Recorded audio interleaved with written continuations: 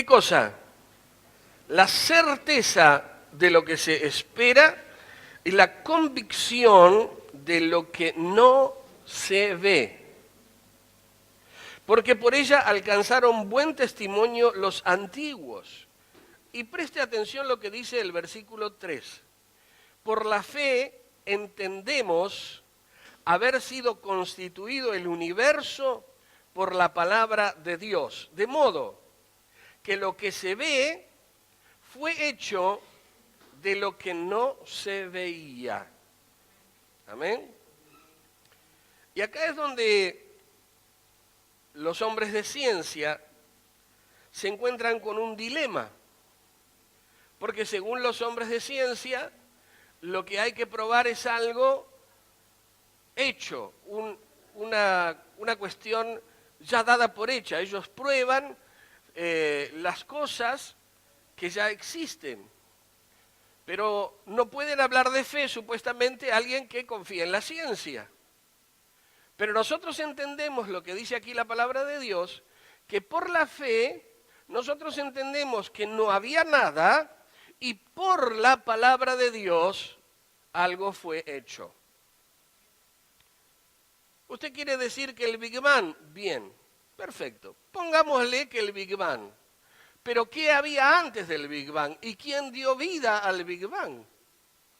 Entonces siempre nos vamos a encontrar, aún siendo personas de la ciencia, siempre vamos a encontrar de que hay una parte que le pertenece a Dios por ser Él el creador de todas las cosas. Ahora, nosotros, como hijos de Dios, podemos entenderlo por la fe.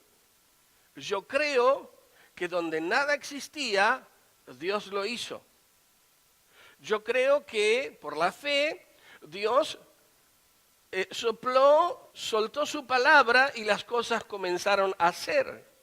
Yo creo por la fe que un día Dios dijo, a partir de hoy, o a partir de este momento, habrá tiempo. Comenzará a correr el tiempo, los días, los años, los meses comenzarán a suceder, porque el tiempo no lo creó a Dios, Dios creó el tiempo. Por eso el apóstol Pedro se atreve a decir que para Dios un día es como 1000 años y 1000 años como un día, dando a entender que para él el tiempo no es nada, ¿sí? Y por allá un escritor bíblico también dice que a veces los hombres pueden vivir hasta 80 años, en los más 70, 80 años y algunos viven más. Mi padre, gracias a Dios, está por cumplir 88, pero aún así somos como las chispas que saltan, es decir, somos efímeros. Pero una persona que tiene fe es una persona que cree más allá de lo que sus ojos naturales le muestran. Estamos hablando de fe. Mire lo que dice el versículo 6 de Hebreos 11. Hebreos 11, versículo 6. Dice que sin fe, ¿qué cosa es? Imposible que. Ahora, ¿cómo es esto de que es imposible agradar a Dios sin fe? ¿Será que cuando yo me acerco a Dios y no tengo fe, Él me va a mirar con cara fea? Como dijo alguien. Es que yo no puedo recibir nada de Dios si no me acerco a Él creyendo que Él es real, que Él existe y que de Él puedo recibir algo que para mí resulta imposible. Por ejemplo, una sanidad. Estamos hablando de sanidades sobrenaturales. No, porque yo fui al médico, me arregló la muela, bárbaro, perfecto, 10 puntos. El odontólogo está para eso, entre otras cosas. Y para hacernos sufrir mucho cuando sentimos el torno, ¿no? Pero la verdad es que, por ejemplo, mi hijo Sebastián tiene las muelas emplomadas y no fue por ningún médico. Fue un hombre de Dios que oró y entre otros, él recibió esa sanidad. Entonces, es algo que está más allá de la lógica humana, del raciocinio, del pensamiento humano, la fe. Yo para acercarme a Dios necesito creer que Él existe y dice además que es galardonador de los que le buscan. Es decir, Él me va a premiar. ¿Cómo me va a premiar Dios a mí? Por creer en Él, por creerle a Él. Entonces yo voy a recibir lo que estoy necesitando de Dios, que puede ser cualquier tipo de milagros, cualquier tipo de milagro. Estamos hablando de las cosas más pequeñas a las cosas, de las cosas más simples a las cosas más complejas. El otro día estaba contando aquí el pastor Alberto con Delia, la directora de la escuela bíblica, de que habían llevado una torta para los niños que era una tortita más o menos así, no era muy grande. Y resulta que el pastor le dijo a los niños, ¿ustedes creen que Dios puede hacer milagros? Sí, dijeron todos los chicos, bueno, vamos a orar para que alcance, porque había alguna otra cosita, pero no era mucho.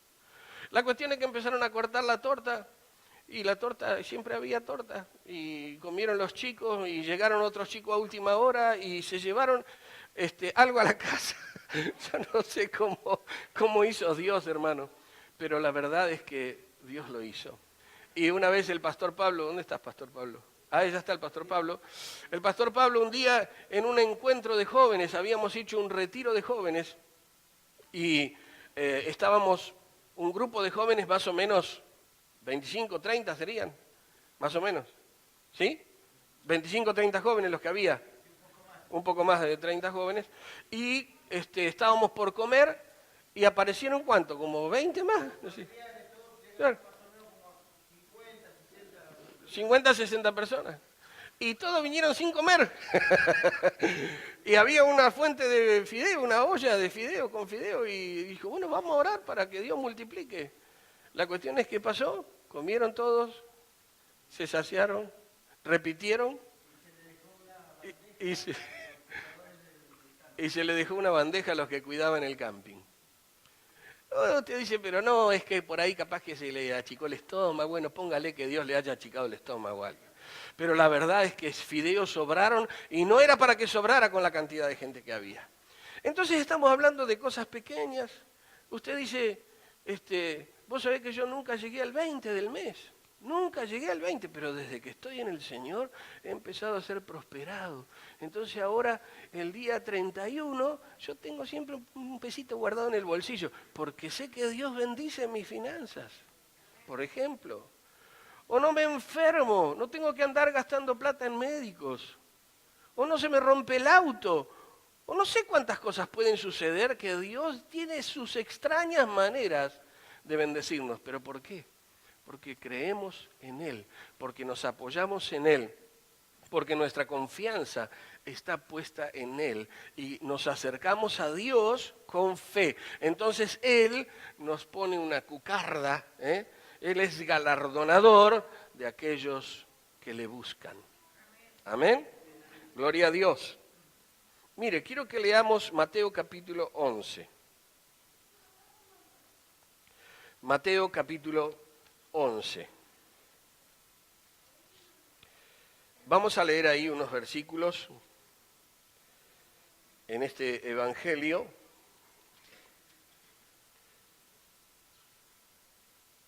Dice,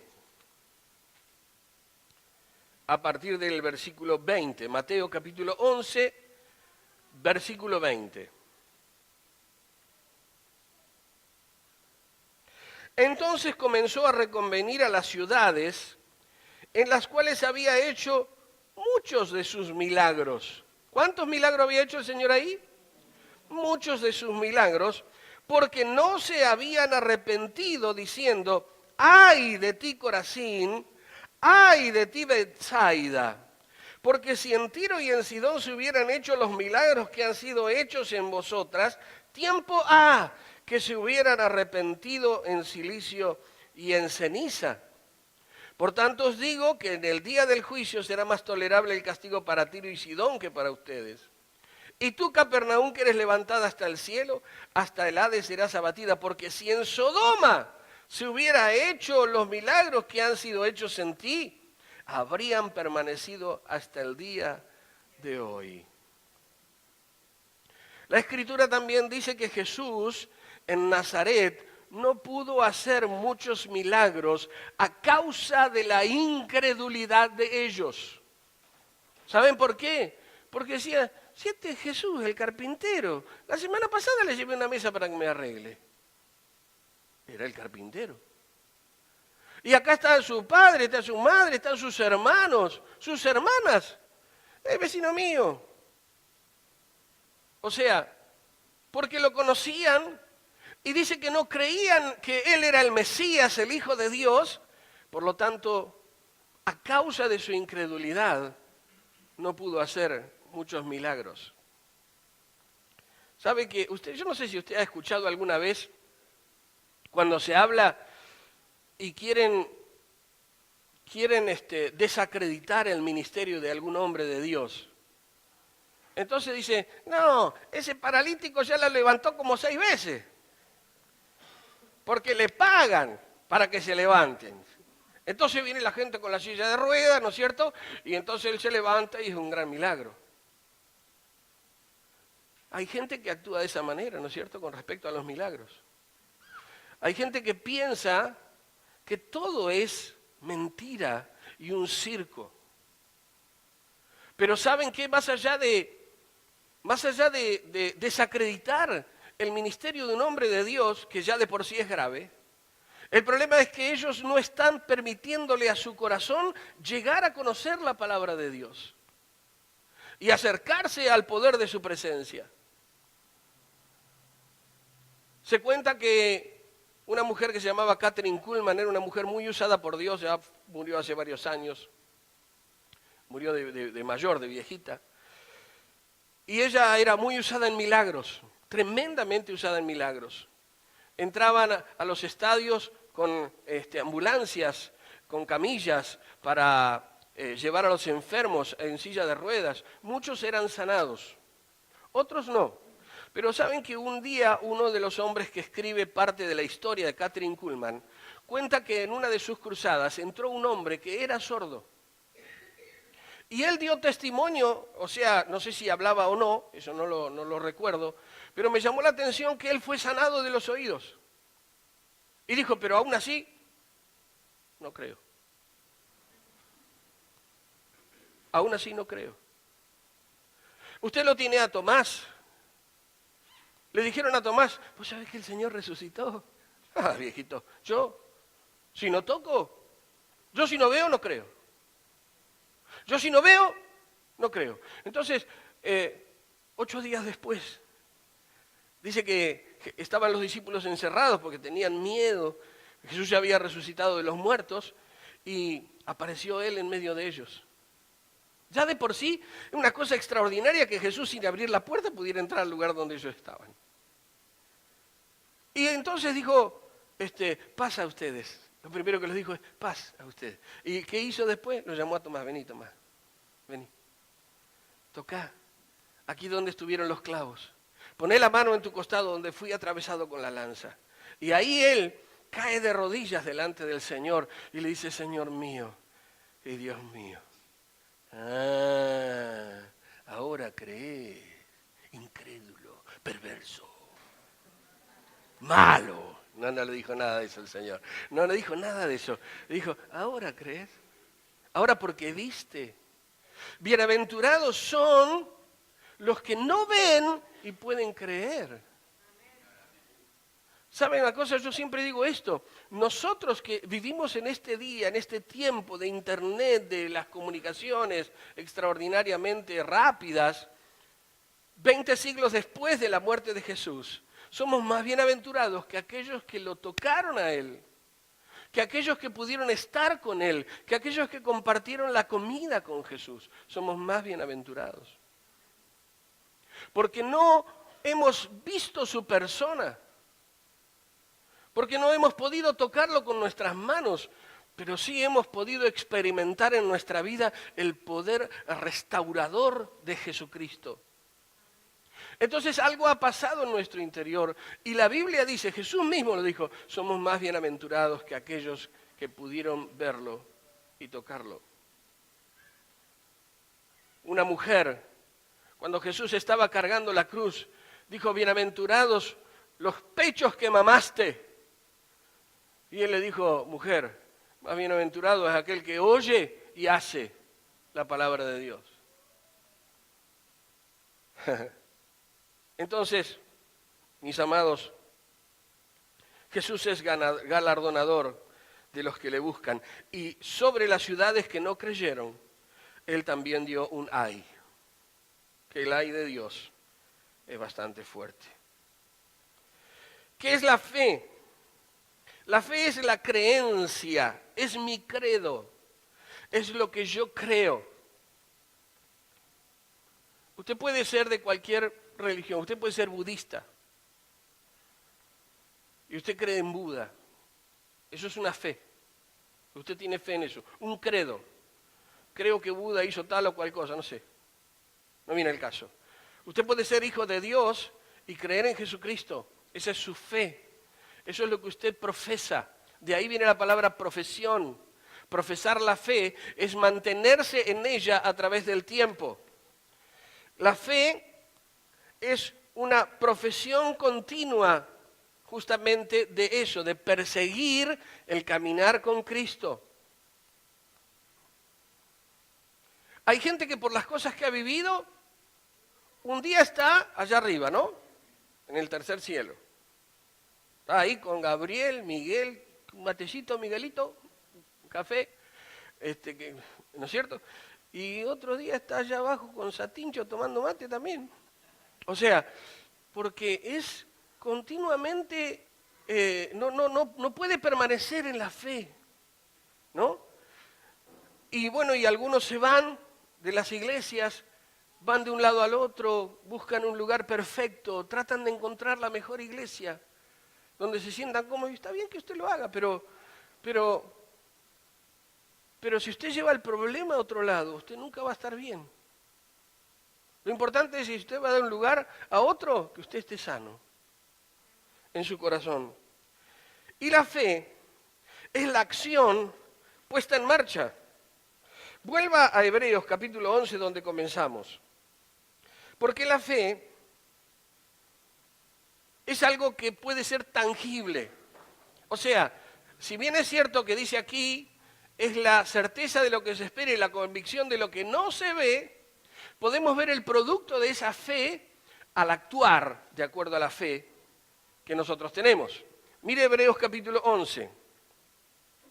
Dice el versículo 7 que por la fe Noé, cuando fue advertido por Dios, en el versículo siguiente, en el texto siguiente dice, con temor preparó el arca. O sea, él escuchó una palabra de Dios. Dios le dijo, Noé, de aquí a 120 años va a llover sobre la tierra. ¿Llover? ¿Qué es llover, Señor? Llover, agua del cielo. Pero no solamente va a llover agua del cielo, se van a abrir las fuentes de la tierra y se va a inundar todo. Ah, ¿y qué querés que haga? Quiero que prepares un arca. Bien, yo te voy a dar las medidas, te voy a dar la forma, todo. Trabajá. Así que con su familia empezó a trabajar 120 años. La Biblia dice que trabajó 120 años. Y yo lo creo, hermano, porque el aire de antes era bien purito, ¿eh? No era como el de ahora, contaminado por el Amazonas y todo lo demás. El Amazonas es lo que está salvando, parece, ¿no? Pero empezó a trabajar con su familia y trabajó mucho tiempo. O sea, él escuchó la palabra de Dios y no dice la palabra de Dios si el Señor se le apareció a Noé durante esos 120 años. Pero él tenía una orden de Dios.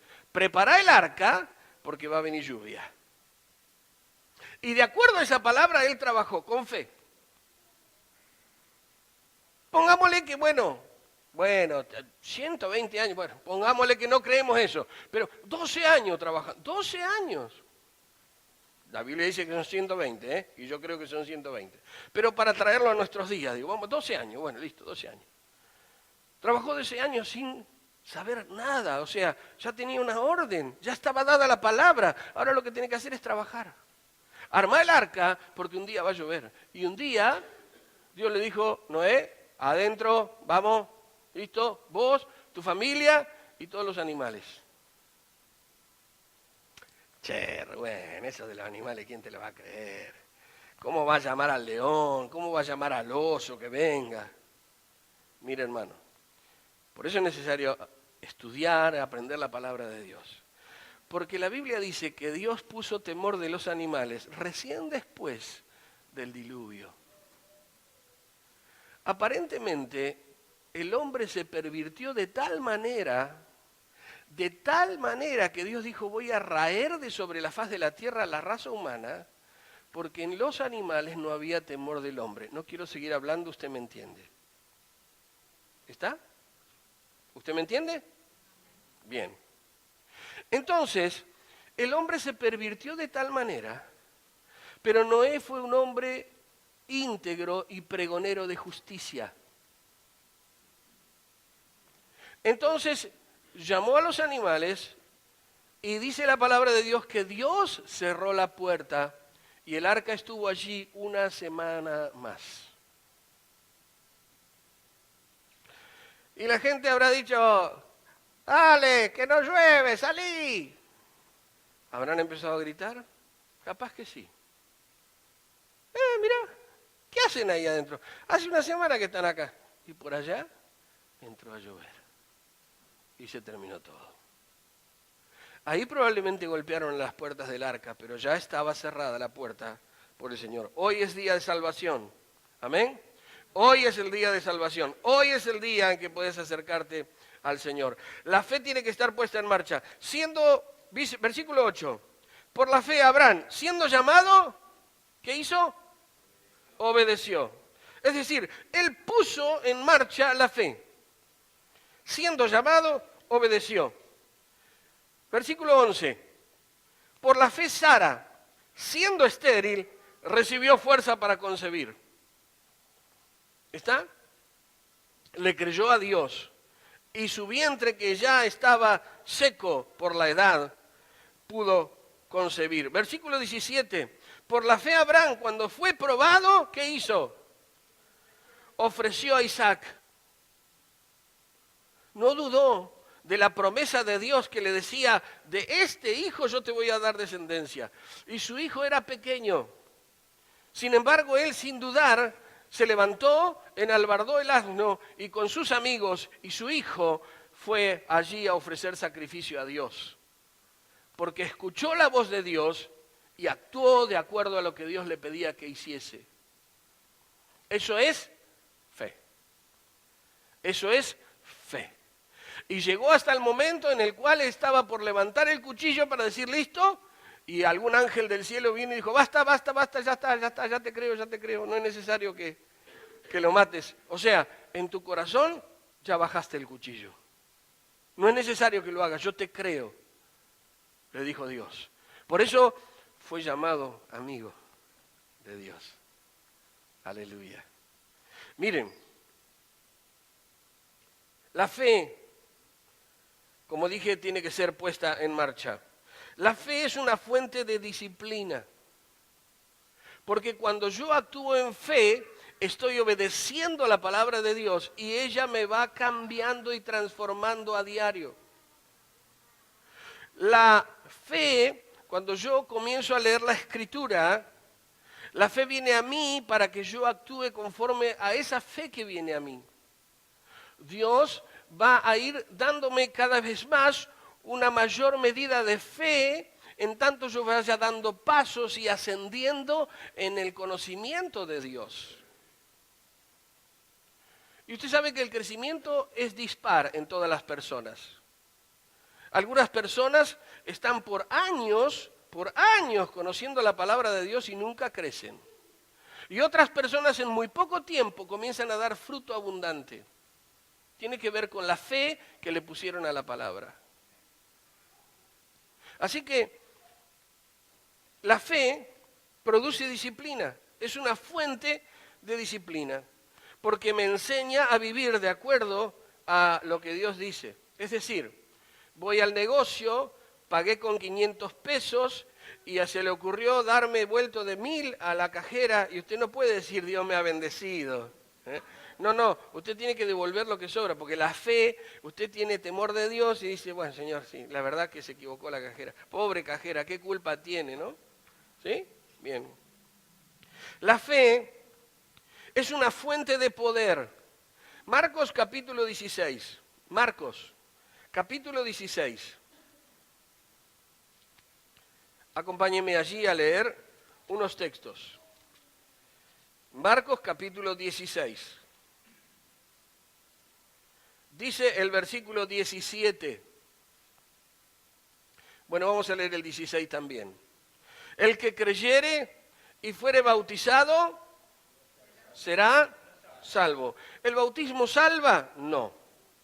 El bautismo es un testimonio de que yo he sido salvo. Por lo tanto, me bautizo porque creo que Jesús es el Hijo de Dios, creo que Él me ha dado vida, creo que Él me ha limpiado. Entonces, por esa razón, yo doy testimonio público pasando por las aguas del bautismo.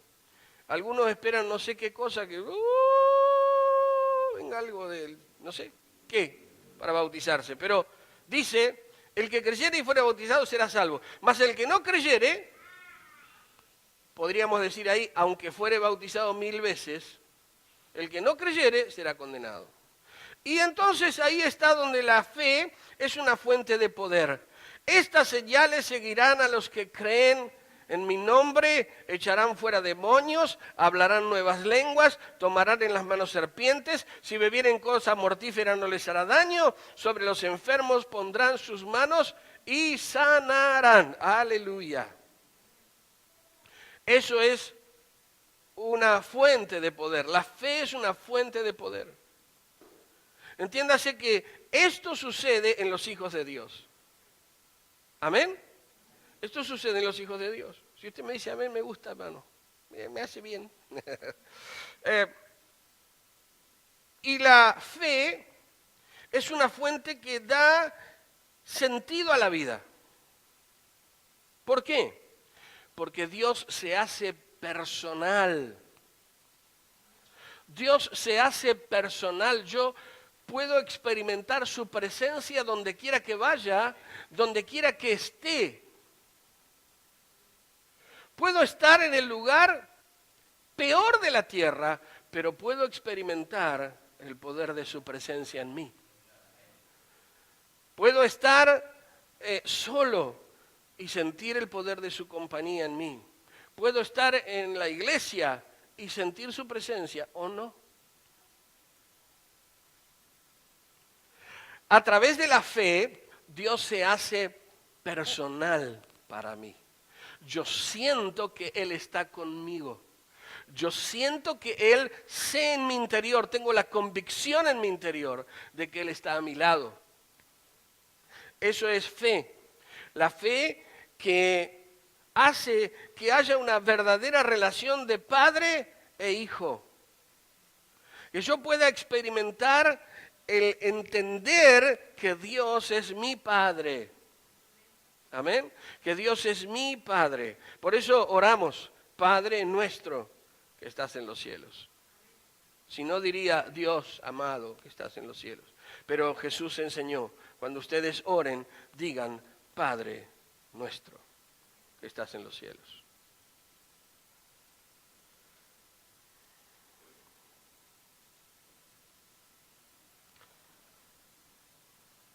Hay un ministerio que hace algunos años atrás estuvo en Punta Alta, en una iglesia. Ellos trabajan, van constantemente al Hospital Garrahan, el hospital de niños en Buenos Aires.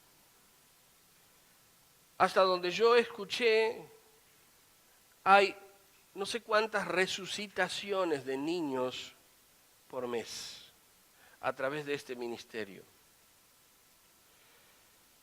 No sale en Crónica Televisión. No hay carteles rojos que digan, este mes fueron 3 niños resucitados por Dios, porque hay un ministerio que va a trabajar para el Señor en esos lugares. Uno de los testimonios que contaron era que ellos estaban orando en una sala por criaturas, y detrás de ellos había un hombre parado. Esperó que terminaran de orar y les dijo: ¿ustedes son los pastores? Sí. ¿Podrían orar por mi hija, por favor? Sí, ¿cómo no? ¿Dónde está? Por favor, síganme. Así que el hombre comenzó a salir de la sala. Ellos no entendían, pero luego se dieron cuenta que el padre los llevaba a la morgue, donde habían dejado a su hija. No oramos por las personas que murieron, porque la decisión se toma en vida cuando uno tiene estado de conciencia. El tener o no a Cristo en el corazón es una decisión que se toma aquí. Ellos estaban allí, el padre estaba al lado de ellos y dijeron: Señor, nosotros te pedimos el consuelo sobre este papá. Sabemos que le regalaste a esta hija y queremos pedirte que ahora pongas tu mano sobre su corazón. También entendemos, Señor, que sos el dador de la vida y que si te agradara, tu mano pudiera estar sobre ella ahora y volverla a la vida. Y en la camilla la niña comenzó a toser, a estornudar. Dios la volvió a la vida. Aleluya. ¿Saben qué? No aparecen estos comentarios en las noticias de televisión. Esto no aparece. Pero realmente, hermanos queridos, yo quiero decirles que la fe es quien da sentido a nuestra vida. Ahora quiero que leamos Lucas capítulo 16.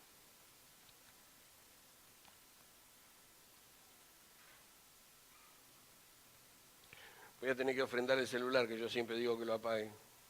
Perdón, hermanos, ese era mío el celular. Lucas capítulo 16. Allí hay un testimonio, una palabra que enseña Jesús. Lucas capítulo 16, versículo 19. A partir del versículo 19.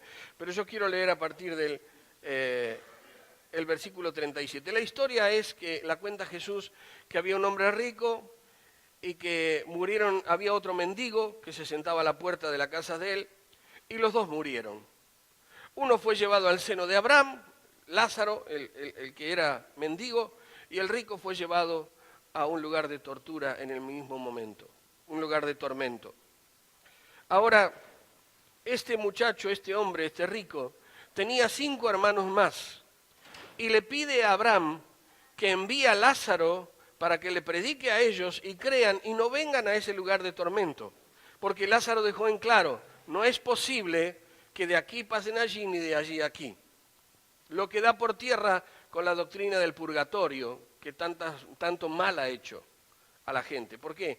Y porque dicen: bueno, si total yo me paso 1.000.000 de añitos en el purgatorio, no pasa nada, después voy a ir por la eternidad allá al cielo, ¿no? O espero que mi primo, mi tío, mis viejos, mis viejas, mis hijos paguen por mí para poder sacarme de acá. Y eso no existe, hermano, ¿eh? Eso es mentira. Eso es una mentira. Ahora, escuche lo que dice a partir del versículo 27. Estamos en Lucas capítulo 16, versículo 27. Entonces le dijo: te ruego pues, Padre, que le envíes a la casa de mi padre, a Lázaro, porque tengo 5 hermanos, para que les testifique, a fin de que no vengan ellos también a este lugar de tormento. Y Abraham le dijo: a Moisés y a los profetas tienen, óiganlos. ¿Saben qué? Es la Escritura, es la palabra de Dios, es este mensaje que hoy escuchás. Dice, él entonces dijo: no, padre Abraham, pero si alguno fuere a ellos de entre los muertos, se arrepentirán. Y más Abraham le dijo: si no oyen a Moisés y a los profetas, tampoco se persuadirán, aunque alguno se levantare de los muertos. Tan fuerte es la falta de fe, que si usted va a un velatorio y un hombre de Dios ora por alguien que se levanta, usted va a decir: no, pero este no había muerto, este tenía epilepsia o no sé qué, estaba frío porque durmió en el freezer, no sé. Cualquier cosa con tal de no creer que realmente Dios ha hecho un milagro.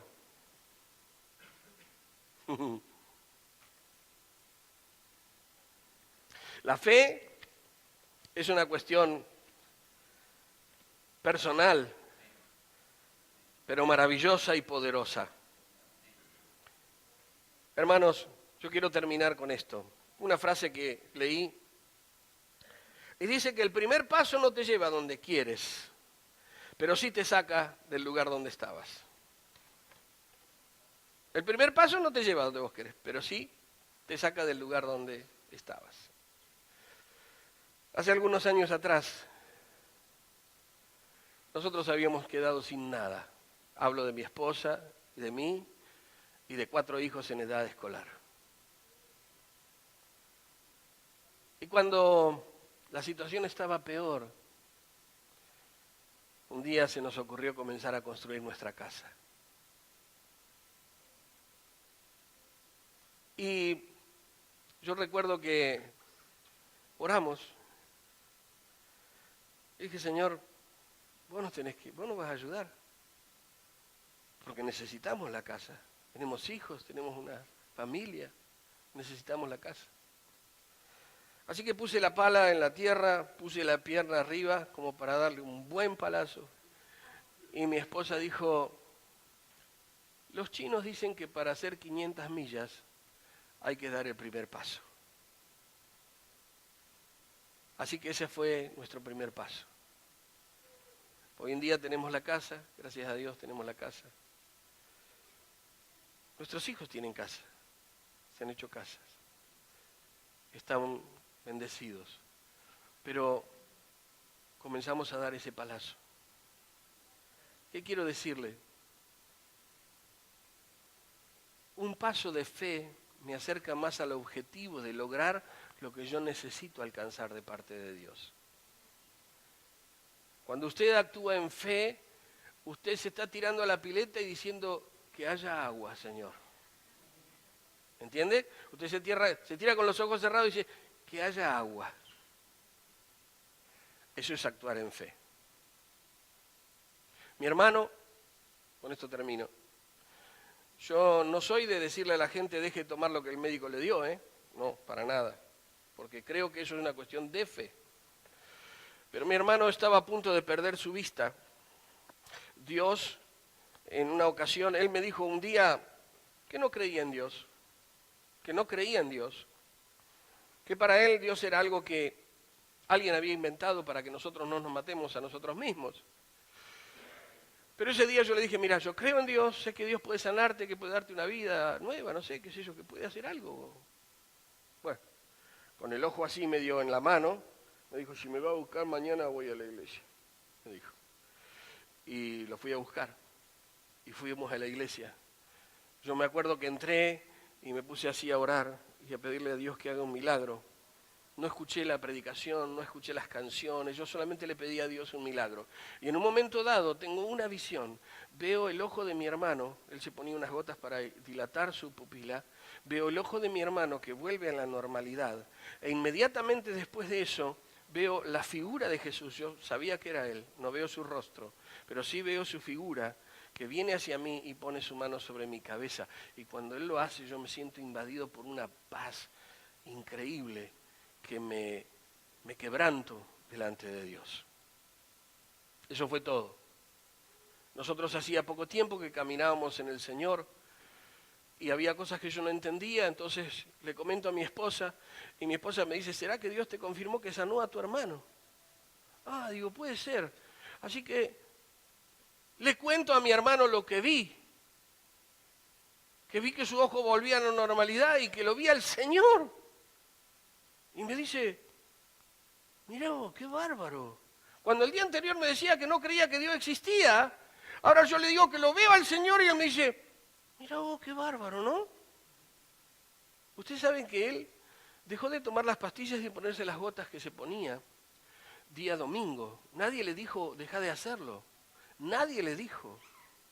Pero el día martes de esa semana, él fue al médico y el médico dijo, mirá, no sé qué pasó acá, dice, pero se ve que las pastillas están dando resultado, Así que vamos a parar con esto, vamos a reducir a la mitad la medicación, venite la semana que viene y vemos qué pasa. Bueno, bueno, doctor. Él no le dijo nada, pero dejó totalmente todo.